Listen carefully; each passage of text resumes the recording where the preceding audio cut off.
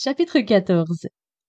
Alors je vis dans mon rêve que Chrétien n'était pas parti seul, car un homme, nommé plein d'espoir, touché par la conduite et les souffrances de Chrétien et de fidèles, s'était joint à lui. Il se lia d'amitié avec le pèlerin et lui dit qu'il voulait désormais l'accompagner dans son voyage. Ainsi, des cendres de celui qui avait sacrifié sa vie pour rendre témoignage à la vérité, naquit un compagnon pour Chrétien. Plein d'espoir, assura son ami qu'il y avait encore plusieurs autres hommes qui n'attendaient qu'une occasion favorable pour les suivre. Je vis ensuite qu'à peine sortis de la foire, ils rejoignirent un homme qui marchait devant eux et se nommait Intérêt personnel. Ils lui adressèrent la parole en lui demandant: « De quelle contrée venez-vous, monsieur, et jusqu'où comptiez-vous suivre ce chemin? » Il leur répondit qu'il venait de la ville de Baudiscourt et qu'il se rendait à la cité céleste, mais il ne leur dit pas son nom. Vous venez de la ville de Baudiscourt? S'écria Chrétien. Y rencontre-t-on des gens de bien? Oui, dit Intérêt personnel, je l'espère. Quel nom dois-je vous donner, monsieur? Demanda Chrétien. Eh bien, je suis un étranger pour vous comme vous l'êtes pour moi. Si vous suivez ce chemin, je serai heureux d'être votre compagnon de route, sinon j'en prendrai mon parti. J'ai entendu parler de la ville de Baudiscourt, et autant que je m'en souvienne, c'est une ville riche, dit Chrétien. Oui, je puis vous certifier que c'est la vérité. Moi-même, j'y ai des parents fortunés. Dites-moi, je vous prie, quels sont vos parents, si vous ne me trouvez pas trop curieux?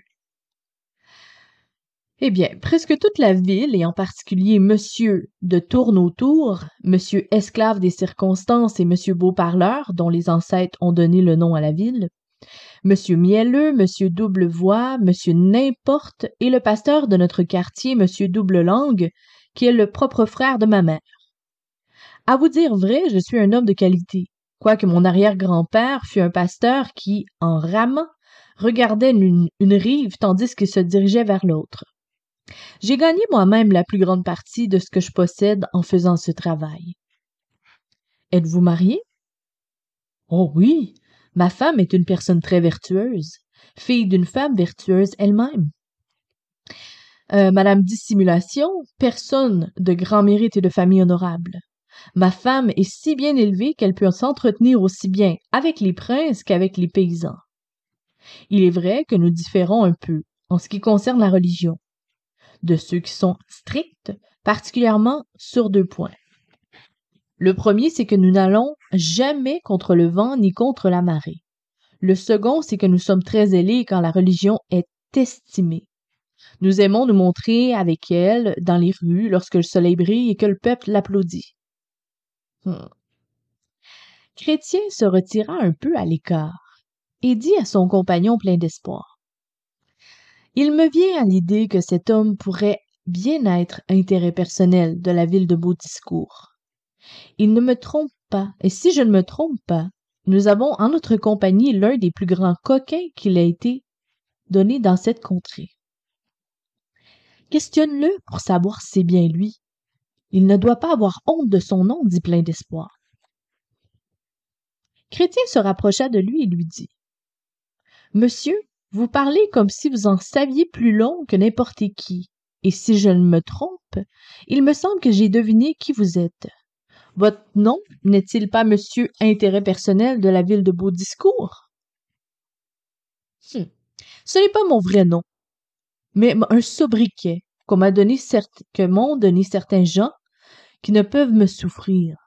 Je dois l'accepter comme opprobre qui a atteint beaucoup d'autres gens de bien avant moi. » « Mais n'avez-vous jamais donné occasion à ces hommes de vous appeler ainsi? » demanda Chrétien. « Jamais, jamais. La seule chose qui aurait pu donner l'occasion de m'affubler de ce surnom, c'est que j'ai toujours eu le bonheur de régler mes sentiments et ma conduite d'après l'opinion du monde, quelle qu'elle fût. Je puis dire que j'ai toujours bien réussi en agissant ainsi. Par conséquent, je considère le reproche que contient mon surnom comme une bénédiction. Eh bien, je pensais bien que vous étiez l'homme dont j'ai entendu parler, Et si vous teniez à connaître mon opinion, je vous dirais que votre surnom vous convient mieux que vous ne le supposez. Eh bien, si c'est votre idée, je ne puis rien. Mais vous reconnaîtrez que je suis un camarade, qu'un camarade agréable, si vous voulez encore m'admettre dans votre compagnie. Si vous voulez venir avec nous, il faut vous attendre à marcher contre vent et marée, ce qui, je crois, est contraire à vos habitudes. Vous devrez aussi rester fidèle à la religion aussi bien lorsqu'elle marche en habits déchirés que lorsqu'elle porte de riches vêtements, et la suivre quand elle conduit dans les fers aussi bien que lorsqu'elle traverse les rues aux applaudissements de la foule. Vous n'avez pas le droit de m'imposer quoi que ce soit. Laissez-moi ma liberté et permettez-moi de vous accompagner, dit Intérêt personnel. Non, pas un pas de plus, répondit Chrétien, à moins que vous ne vouliez faire comme nous. Je ne peux pas abandonner mes principes car ils sont avantageux et profitables. Si vous ne me voulez pas avec vous, j'irai seul, jusqu'à ce que je trouve quelqu'un qui apprécie ma société, dit Intérêt personnel. Je vis alors dans mon rêve, Chrétien et plein d'espoir, le quitter et marcher à une certaine distance devant lui. Mais l'un des deux s'étant retourné, aperçut 3 hommes qui suivaient Intérêt personnel. Lorsqu'ils furent près de lui, il s'inclina pour les saluer respectueusement, et ils lui rendirent son salut.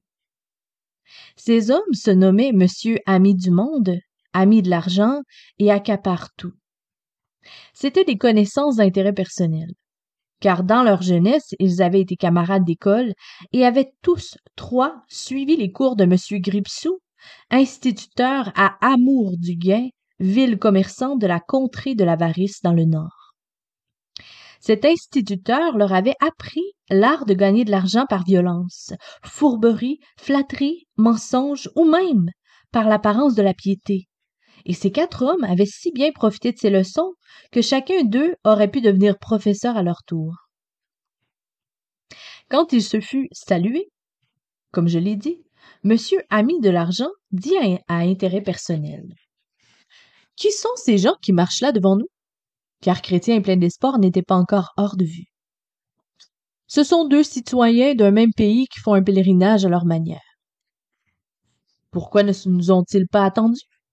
Afin que nous puissions jouir de leur compagnie? Car je pense qu'eux et nous, et vous aussi, monsieur, faisons le même voyage, non? C'est vrai, mais ces pèlerins qui marchent devant nous sont si rigides, si attachés à leur propre opinion.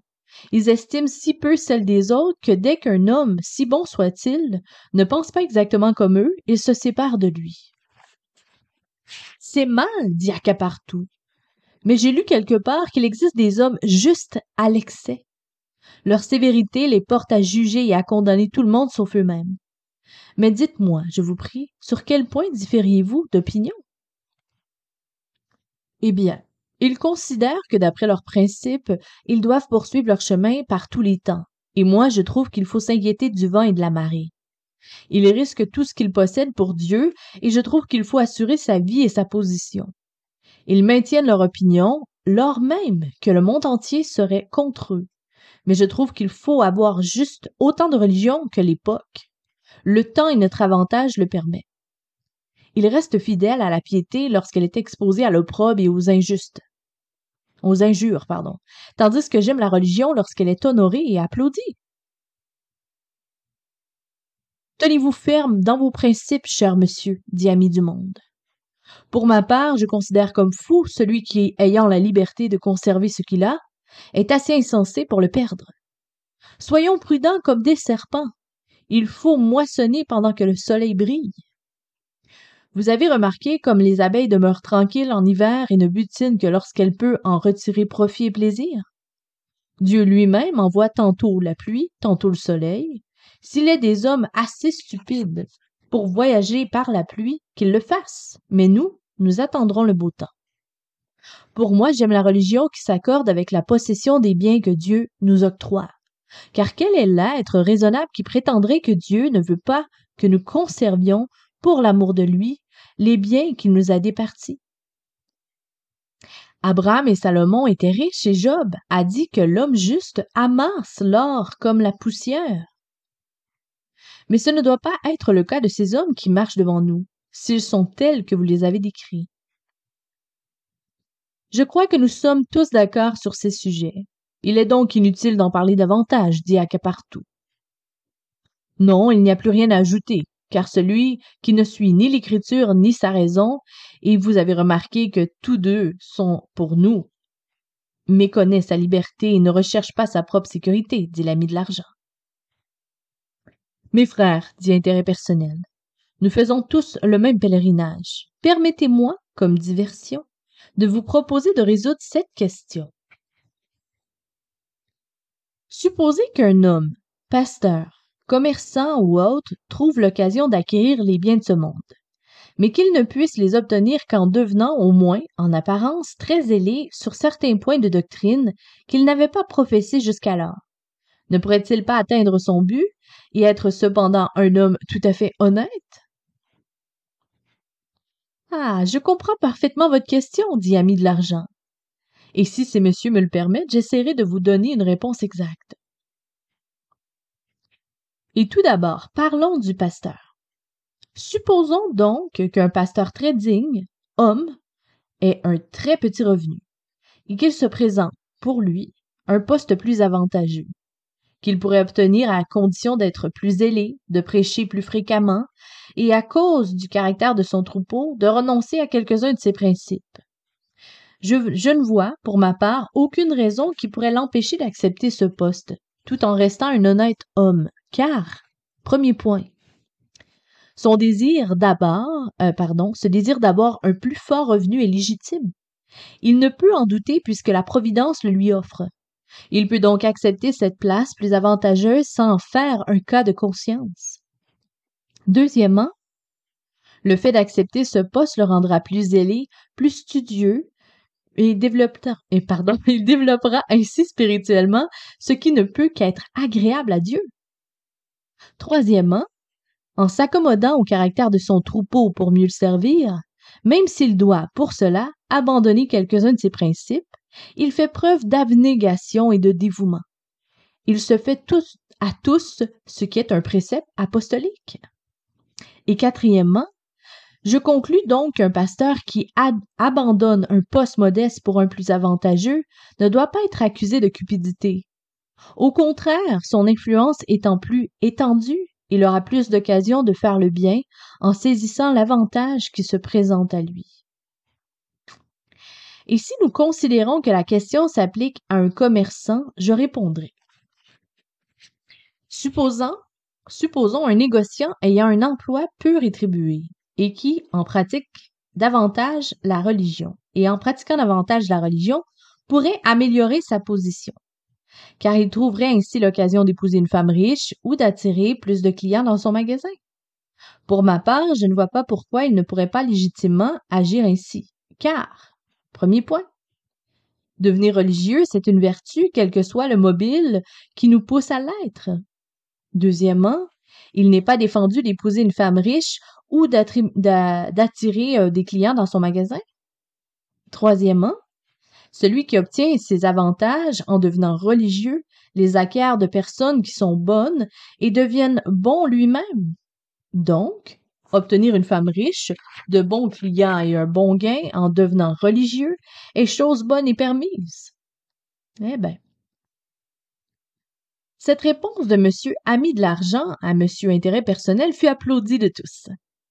Et comme il s'imaginait que personne ne pouvait la contredire et que Chrétien plein d'espoir était encore à leur portée, ils les appelèrent afin de leur poser la question et de les confondre par cette réponse pour les punir de s'être opposés auparavant à M. Intérêt personnel.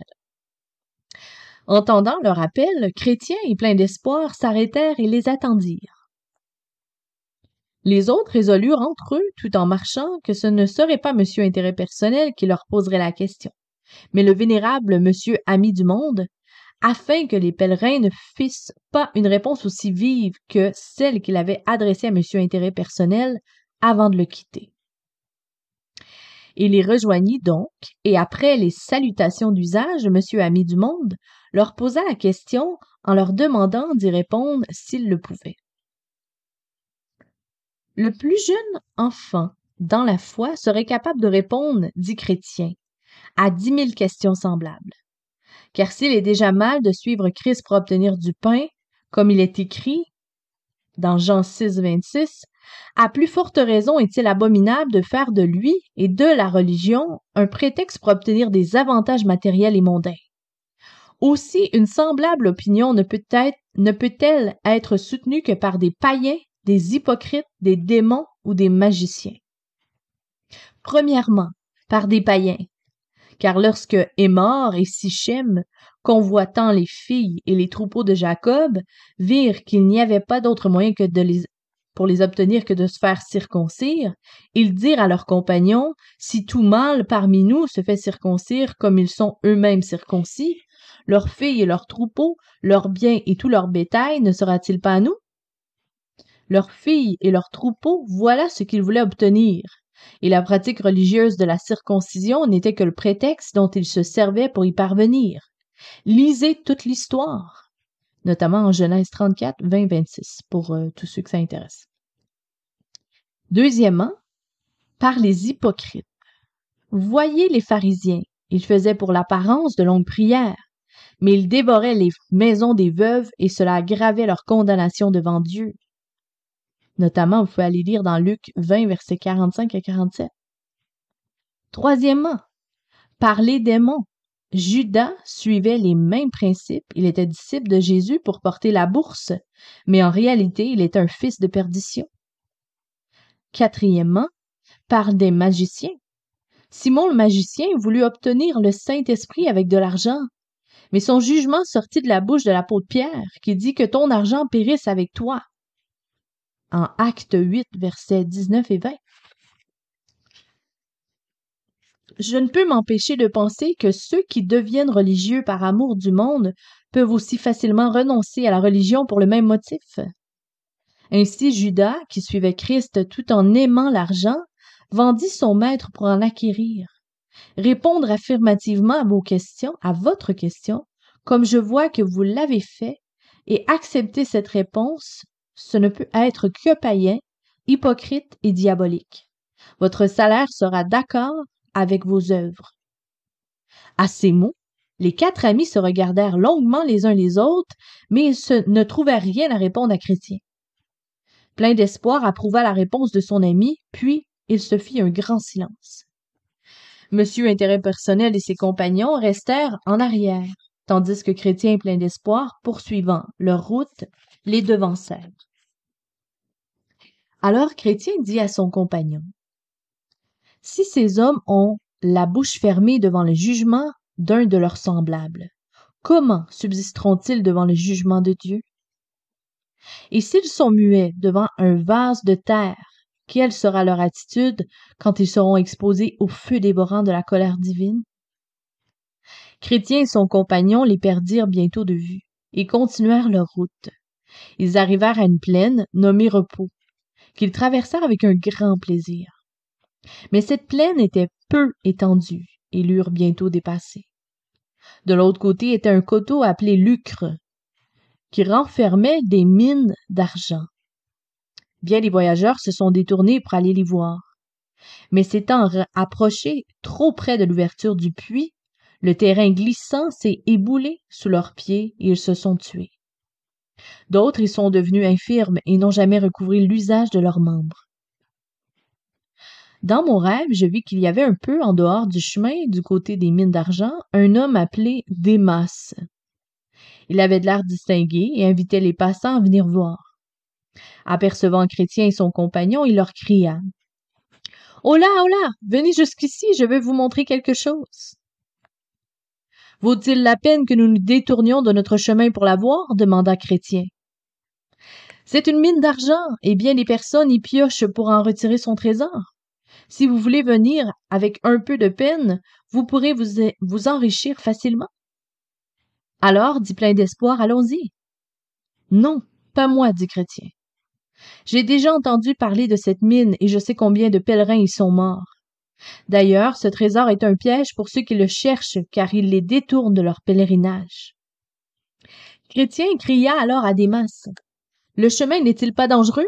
N'y a-t-il pas détourné plusieurs pèlerins de leur voyage? » Il n'est pas très dangereux, répondit Démas, excepté pour ceux qui sont étourdis. Mais il rougit en disant cela. Ne nous écartons pas de notre chemin, crois-moi, dit Chrétien plein d'espoir. Je suis sûr que lorsque Intérêt personnel et ses compagnons arriveront ici, ils accepteront l'invitation et iront voir la mine. Il n'y aura rien d'étonnant à cela, car leurs principes les conduisent dans cette voie, mais il est fort probable qu'ils y mourront.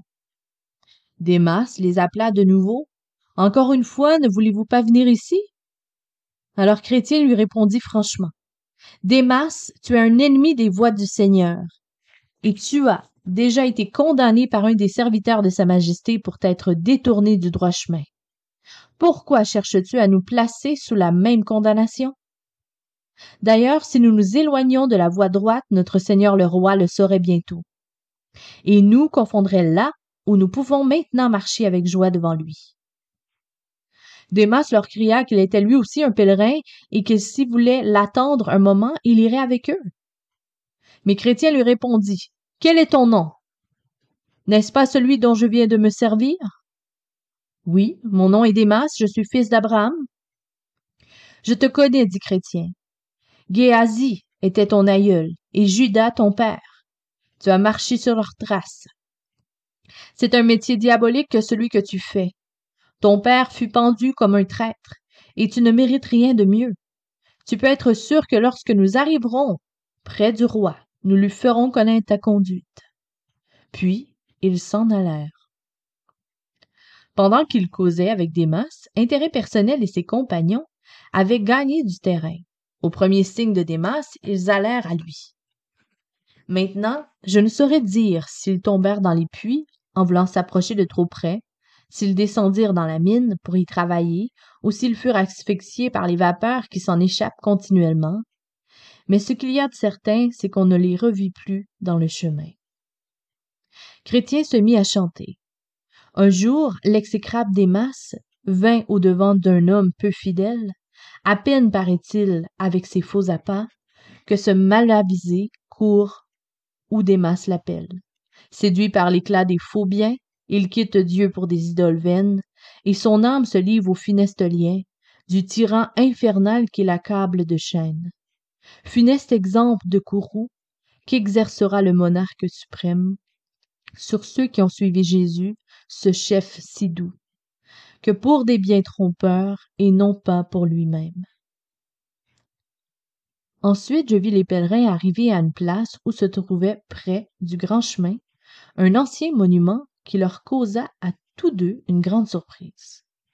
On aurait dit une femme transformée en colonne. Ils s'arrêtèrent longtemps pour la regarder attentivement, mais ne comprirent pas tout de suite ce que cela pouvait être. Enfin, plein d'espoir, aperçut sur le front de cette espèce de statue une inscription en caractères très anciens.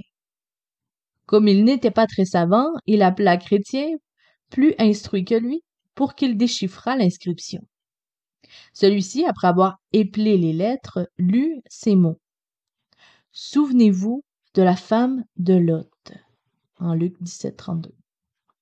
Il communiqua sa découverte à son compagnon et ils conclurent tous deux que c'était la statue de sel en laquelle la femme de Lot avait été changée parce que lorsqu'elle fuyait Sodome, elle avait regardé derrière elle, le cœur plein de convoitise. Cela leur donna l'occasion de s'entretenir comme suit. « Ah, mon frère, dit Chrétien, cette statue vient à propos, après l'invitation que nous fit Démas de visiter le coteau de Lucre. Si nous nous étions laissés tenter de l'accepter, comme tu en as eu un instant l'intention, nous aurions certainement eu, comme cette femme, servi d'exemple à ceux qui seraient venus après nous. » Je suis fâché d'avoir été aussi insensé, dit plein d'espoir, car quelle différence y a-t-il entre son péché et le mien? Elle a regardé en arrière et moi j'ai eu le désir d'aller voir de plus près. Je remercie Dieu pour sa grâce et je suis honteux d'être capable d'avoir eu une telle pensée dans mon cœur. Que ceci nous serve d'avertissement pour l'avenir, dit Chrétien. Quoique cette femme ait échappé au jugement qui a atteint Sodome, elle a cependant été détruite par un autre jugement. Comme nous venons de le voir, elle a été changée en statue de sel. C'est vrai, répondit plein d'espoir. Elle doit être pour nous un avertissement et un exemple. Un avertissement pour que nous évitions de tomber dans le même péché, et un exemple de jugement qui atteindrait ceux qui ne prendraient pas garde à l'avertissement. Coré, Dathan, Abiram, ainsi que les 250 hommes qui périrent avec eux, furent aussi un avertissement et un exemple. On trouve notamment la référence dans Nombre 26, versets 9 à 10. Mais par-dessus tout, une chose m'étonne. Comment Démas et ses compagnons peuvent-ils ainsi rechercher les richesses quand cette femme qui n'a fait que jeter un regard en arrière, car il ne nous est pas dit qu'elle soit sortie du chemin, a été changée en statue de sel pour servir d'exemple? Ils ne peuvent cependant s'empêcher de la voir s'ils lèvent seulement les yeux. C'est en effet une chose surprenante, dit Chrétien, et cela prouve que leur cœur est désespérément malade. Je ne puis les comparer qu'à des pickpockets qui volent en présence du juge et jusqu'au pied du gibet. Il est dit des hommes de Sodome qu'ils étaient de grands pécheurs contre l'Éternel en Genèse 13:13. Malgré la bonté qu'il leur témoignait, car le pays de Sodome était semblable au jardin d'Éden. Cela provoqua la jalousie de l'Éternel et alluma contre eux le feu de sa colère. On peut en conclure que ceux qui pêchent à la vue et au mépris de tels exemples, qui leur servent continuellement d'avertissement, auront tôt ou tard à passer par les jugements les plus sévères. Sans aucun doute, tu as dit la vérité, dit plein d'espoir. Quelle grâce que ni toi ni moi, surtout, nous n'ayons agi de manière à servir d'exemple aux autres. C'est une occasion pour nous de remercier Dieu et de le craindre, de le respecter, en nous souvenant toujours de la femme de Lot. Fin du chapitre.